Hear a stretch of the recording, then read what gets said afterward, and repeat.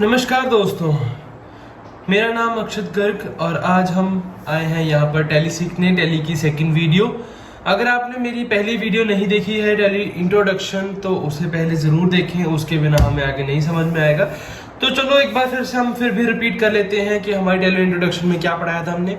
सबसे पहले पढ़ा था हमने टैली क्या होती है, need of accounts.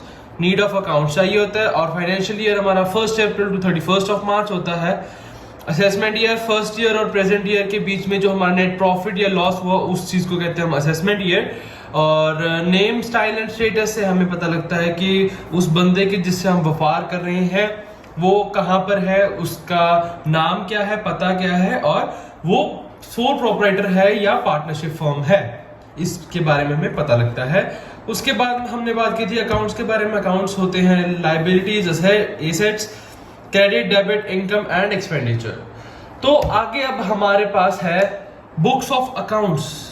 Books of accounts के लिए जब हम मैनुअल की बात करते हैं तो हमारे पास 2 टाइप्स की बुक्स होती हैं। आजकल तो हमारा डिजिटल हो गया है। जब पहले हमारा मैनुअल होता था, मैनुअल टैली होती थी, तब हमें मैनुअल अकाउंट संभालने के लिए 2 बुक्स की जरूरत पड़ती थी। एक तो होती थी हमारी डे बुक, एक होती थी हमारी लेजर। ठीक है, डे बुक का मतलब होता है रोज नामचा। अब हम थोड़ा सा पंजाबी हिंदी में भी चलेंगे। रोज नामचा जो हम डेली की डेली हम लिखते हैं कि हाँ कि आज हमने इतनी सी की सेल की, इतने की परचेज की, यहाँ से हमारा माल आया। वो सब कुछ हम जो डे बुक में लिखते हैं एक दिन के आखिर में कि आज हमने ये सामान की, शॉपिंग की या सेल की या परचेज की। ठीक है, उसके बाद एक होती है हमारे पास लेजर। ये होता है खाता। इसमें खाते बने होते हैं सभी के जो हमारा सपोज मनीष कुमार है जो वो प्रोपराइटर है, उसका अलग से खाता बना होगा कि उसने कितने रुपीस अपने जमा किए हैं, कितने निकाले हैं, कितनों कैसे कैसे उसको जरूरत पड़ी है। ठीक है, इसके बाद एक बात आती है हमारी कैश बुक। एक होती है हमारे पास कैश बुक जिसको हम कहते हैं रोकड़। हम पंजाबी में भी साथ साथ में बात करेंगे, जो हमारी नॉर्मल भाषा होती है उसमें भी बात करेंगे और इंग्लिश में भी बात करेंगे। तो एक होती है हमारे पास कैश बुक। कैश बुक का मतलब होता है रोकड़। उसके बाद आती है एक चीज होती है हमारे पास स्टॉक रजिस्टर, ताकि हमें पता लगे कि हाँ हमारे पास क्या क्या स्टॉक पड़ा है, किस चीज माल को हम बेच सकते हैं, क्या क्या हमारे पास पड़ा है इस टाइम। उसके बाद एक होती है हमारे पास स्टेट बिल बुक।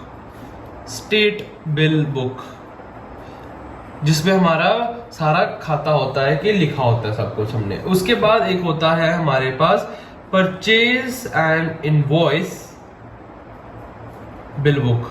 जो भी हमने परचेज की उसके जो जीएसटी नंबर होते हैं या इनवॉइस नंबर होते हैं उस सब की एक बिल बुक होती है जिसमें सारे बिल्स लगे होते हैं कि हाँ हाँ तुमने ये परचेज किया है और इसका ये पक्केगा बिल है। ठीक है जी। फाइनल अकाउंट्स बनते हैं ट्रायल बैलेंस से। ट्रायल बैलेंस हमारा फाइनल अकाउंट होता है। सेकेंडली होता है हमारा manufacturing and trading account. Manufacturing and trading account. उसके बाद एक होता है हमारे पास प्रॉफिट एंड लॉस। ये तो सबको पता ही होगा, प्रॉफिट एंड लॉस अकाउंट कि हमारा प्रॉफिट हुआ या लॉस हुआ। उसके बाद एक होता है हमारा बैलेंस शीट। हमने कितनी कैश डेबिट की, कितनी कैश क्रेडिट की, उस सभी को एक टोटल करके माइनस प्लस करके हम साइड पे लिखते हैं। जो हमारा बच गया लास्ट में उसको कहते हैं हम बैलेंस शीट। ठीक है जी, ओके।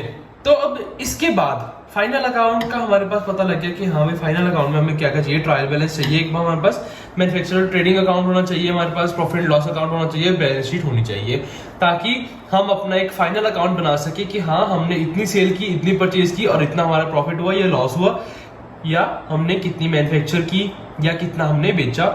ये सब कुछ हमें इन 4 चीजों से पता लगता है। जो हमारा व्यापार चल रहा है वो हमें इन 4 चीजों से पता लगता है। कौन सी? Trial balance, manufacturing and trading account, profit and loss account and balance sheet. उसके बाद हम बात करते हैं chain of material. From production to consumer, consumer तक पहुंचने वाली जो चेन है, फ्रॉम प्रोडक्शन, जब हमारा एक माल बन गया वो आगे जो हम कंज्यूमर है उस तक कैसे जाएगा, कैसे कैसे जाएगा। सबसे पहले क्या होगा, सबसे पहले कोई चीज मैन्युफैक्चर होगी, ठीक है। मैन्युफैक्चर होने के बाद उसके बाद दूसरी चीज होगी, सुपर डिस्ट्रीब्यूटर के पास जाएगा जो एक शहर में एक ही होता है। सुपर डिस्ट्रीब्यूटर के बाद आगे जाएगा डिस्ट्रीब्यूटर्स के पास, डिस्ट्रीब्यूटर्स या आप कह सकते हो डीलर्स, या हमारी नॉर्मल लैंग्वेज में हम कह देते हैं होलसेलर, जिसके पास सारा स्टॉक होता है, सुपर डिस्ट्रीब्यूटर के नीचे होता है। ये एक शहर में एक से दो से या ज्यादा हो सकते हैं, नॉट अ बिग इशू, दो या दो से ज्यादा भी हो सकते हैं। उसके बाद आते हैं रिटेलर्स। रिटेलर्स मतलब हमारी नॉर्मल शॉप्स, ये हर मोड़ पर, हर नुक्कड़ पर आपको ऐसी दुकानें मिल जाएंगी रिटेलर्स की। उसके बाद हम इन रिटेलर से हम लेते हैं कंज्यूमर के पास, कंज्यूमर के पास फिर पहुंचता है रिटेलर से।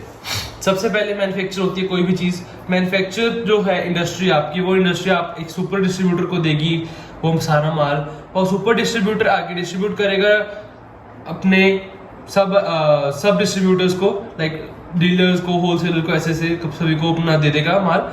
उसके बाद होलसेलर जो वो रिटेलर को देगा, रिटेलर से हमारे कंज्यूमर के पास ये सारी चीजें जाएंगी, ठीक है जी। तो ये हो गई हमारी chain of material from production to consumer, consumer तक जो हमारी सेल अपनी चेन है उस चीज के बारे में हमने समझा दिया। अब उसके बाद दो टाइप के टैक्स होते हैं। सबसे पहले होता है डायरेक्ट टैक्स, दूसरा होता है हमारे पास इनडायरेक्ट टैक्स। डायरेक्ट टैक्स और इनडायरेक्ट टैक्स में फर्क क्या है, सबसे पहले ये देखते हैं। डायरेक्ट टैक्स होता है जो हम कहते हैं इनकम टैक्स, ठीक है जी, या होता है कॉर्पोरेट टैक्स। ये इनकम टैक्स या कॉर्पोरेट टैक्स तब पड़ते हैं जब हमारी एक लार्ज स्केल से इंडस्ट्री होती है। लाइक अगर हम अपनी मुकेश अंबानी की बात करें तो वो इनकम टैक्स पे करते हैं। हमारा जो इनडायरेक्ट टैक्स है, पहले हमारे पास बहुत सारे इनडायरेक्ट टैक्स है, अब हमारे पास इनडायरेक्ट टैक्स सिर्फ एक ही बचा है, that is goods and services tax, also known as GST. तो अब हमारे पास सिर्फ इनडायरेक्ट टैक्स है, that is GST, okay. And GST, goods and services tax, ये जीएसटी हर नॉर्मल इंसान पे करता है। हर नॉर्मल इंसान को हर किसी भी चीज पर, हर चीज पर, चाहे वो कार लेता है, चाहे वो सब्जियां लेता है, या कुछ भी, any of the item that the consumer is buying have to pay a GST on every material, okay. But अगर हम बात करें अब मुकेश अंबानी वगैरह की, जो हमारे हैं टाटा बिरला वगैरह जो भी, तो वो जीएसटी नहीं पे करते। जीएसटी एक नॉर्मल इंसान के लिए है, उनकी जो कमाइयां हैं वो करोड़ों से शुरू होती हैं। हम अगर नॉर्मल इंसान की बात करें then the income depends, but अगर हम बात करते हैं मुकेश अंबानी या टाटा बिरला वगैरह की, तो दे पे इनकम टैक्स और corporate tax because they earn in crores, so they all pay direct tax. The normal people all pay GST, that is goods and services tax. Okay, तो इसके बाद अब हम बात करते हैं what is excluding and including tax sale. Excluding tax होता है जो हमारा होता है बेसिक प्राइस ऑफ प्रोडक्ट, कि हमने सपोज कुछ भी बनाया, लेट इट बी हमने केक बना रहे हैं हम, और केक बनाते बनाते समय हमें जो जो सामान की जरूरत पड़ी वो कितने कितने का था, वो सभी का हमने टोटल लगाया। लाइक जो हमारा ब्रेड था वो 40 रुपीज का है, हमारा जो क्रीम है वो 80 रुपीज की है, मतलब वो सभी चीजों की जो बेसिक प्राइस है जो हमने मार्केट से उस चीज को खरीदा है, अगर हम उस चीज को प्लस करें वो होता है हमारा basic price of product, okay. और उसके बाद including tax cell is product plus tax, जो हमारा प्रोडक्ट की बेसिक प्राइस है, जो हमारी इंडस्ट्री से आई है, basic price plus tax. Tax अब हमारा कौन सा है, GST, indirect tax GST, which is of GST हमारे बात करेंगे हम आगे, कि कितने कितने टाइप्स के जीएसटी होते हैं, वो हम बाद में बात करते हैं। तो इंक्लूडिंग टैक्स सेल हो गया product plus tax, and including tax cell हो गया basic price of the product. तो अब हम एक बार रिकॉल करते हैं सारा जो आज हमने पढ़ना है, that is books of accounts. Books of accounts के लिए हमें 2 बुक्स चाहिए होती है। मैनुअल अकाउंट के लिए 2 बुक्स चाहिए, डे बुक और लेजर। ये 6 चीजें हमें चाहिए होती है, day book, ledger, cash book, stock register, state bill book, purchase invoice, bill book. उसके बाद फाइनल अकाउंट के लिए हमें क्या क्या चाहिए, trial balance, manufacturer trading account, profit and loss account, balance sheet. ठीक है, ये सब हमारा जो हमने बेचा सामान, जो हमने प्रॉफिट एंड लॉस किया, वो सब कुछ एक व्यापार किया जब हमने, तब हमें ये 4 चीजें चाहिए होती है हमारा एंड रिजल्ट बनाने के लिए। उसके बाद चेन ऑफ मैन्युफैक्चर क्या होती है, मैन्युफैक्चर से सुपर डिस्ट्रीब्यूटर तक जाएगी, सुपर डिस्ट्रीब्यूटर से डिस्ट्रीब्यूटर या डीलर तक जाएगी, उसके बाद रिटेलर्स तक जाएगी, फिर रिटेलर से कंज्यूमर के पास आएगी। उसके बाद हमने पढ़ा 2 टाइप्स के टैक्स, डायरेक्ट टैक्स और इनडायरेक्ट टैक्स। डायरेक्ट टैक्स हो गया इनकम टैक्स और कॉर्पोरेट टैक्स, इनडायरेक्ट हो गया GST, goods and services tax. उसके बाद हमने पढ़े 2 टैक्स के सेल, जब हमने कुछ सामान बेचना है तो हमारे पास 2 टाइप्स के सेल आते हैं, excluding tax cell and including tax cell. Excluding tax cell होता है basic product price of the product, and including tax cell होता है प्रोडक्ट प्लस टैक्स। तो this was all about today's lecture. Okay, अगर आपको मेरी वीडियो अच्छी लगी तो लाइक, कमेंट, शेयर करें। अगर आपको इसमें कोई भी डाउट है तो आप मुझे कमेंट सेक्शन में बताएं, आपको मैं रिप्लाई जरूर करूंगा। आगे की वीडियोस के बने रहें और मेरा चैनल को सब्सक्राइब करें। Thank you, have a nice day and take care.